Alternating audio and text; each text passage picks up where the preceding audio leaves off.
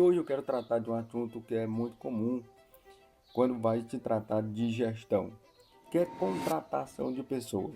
Nos últimos meses, especialmente de janeiro para cá, eu venho sendo procurado, venho sendo instigado por algumas pessoas para compartilhar um pouco da minha experiência como advogado e como dono de escritório de advocacia. Tomei coragem agora para a gente compartilhar um pouco dessa história de 14 anos como gestor de um escritório de advocacia. A própria Bíblia fala que aquele que contrata, o primeiro que vê, seria como um arqueiro que atira ao acaso.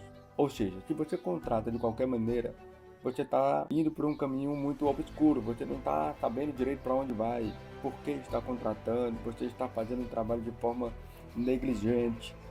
Então, qual o caminho, como que deve ser a contratação? Primeiro você tem que entender se o momento do seu escritório é realmente o momento para contratar, ou se você ainda consegue fazer as atividades inerentes à sua função de advogado ainda sozinho.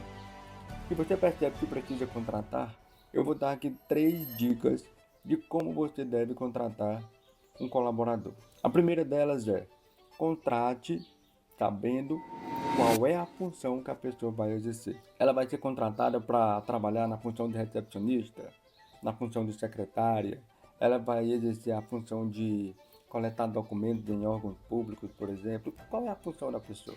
A segunda dica é: analise bem se aquela pessoa tem as habilidades para aquela função. Então não vá contratar como se fosse uma pessoa qualquer. Não vá contratar uma pessoa que não tem habilidade mínima para aquela função. Contrate observando quais são as qualidades e as capacidades técnicas daquele novo contratado. Não tem problema nenhum você fazer um período de experiência, até deve fazer.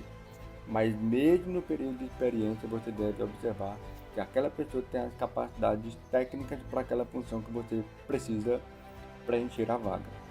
E a terceira e última dica é: qual é o salário que você vai pagar?